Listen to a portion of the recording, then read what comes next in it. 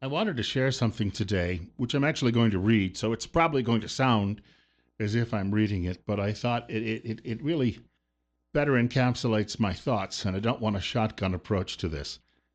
But it's very telling about our way of life and how it could quickly vanish. You think about what's happened throughout the years in communist regimes. In China, the Chinese have moved people from China into Tibet to dilute the Tibetan culture with the idea that eventually it will just go away.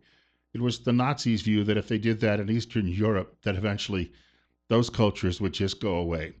The Soviet Union deported millions of people from republics such as Ukraine to the far reaches of Siberia with the same idea that you dilute those cultures and perhaps you destroy them and then you increase state power.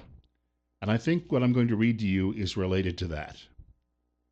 My sister tells me houses in my hometown are selling in a matter of days.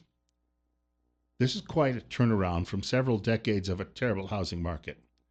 She lives in an impoverished county in western New York State called Allegheny County. The economy collapsed there during the 1980s and has never fully recovered. That's why people like me have found myself as a vagabond all over the country. A few months ago, I looked up the house where we lived when we were kids. Tree-lined neighborhood, and we had 10 rooms and 2 bathrooms. There was a large backyard, and the isolated street had little through traffic. The house has undergone some renovations, and the estimate of a sale price, get this, $88,000. Big house, lovely neighborhood, and few jobs. As they say, location, location, location. Then suddenly the real estate market started to cook.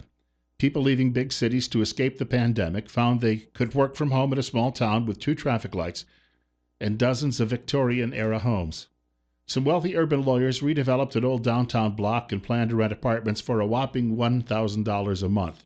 That may not seem like much in some parts of the country, but where I'm from, that's a big throw. Then the trouble started. The urbanites approached the town and asked for a parking lot. They want it gifted for their project. My sister's church expanded a parking lot several years ago where an old tavern had burned. The church bought the ruin, cleaned out the area, and expanded parking. The rich outsiders now want the town to seize the lot through eminent domain, then hand it over to the developers. I saw Lieutenant Colonel Alan West on TV this weekend. He was being asked about all the Californians moving to his adopted state of Texas. He serves there as the Republican committee chairman for the state of Texas, we should point out. Well, he said they were welcome but need to abandon their old ways. In other words, so often repeated, stop fouling the nest. Don't do here what you did there.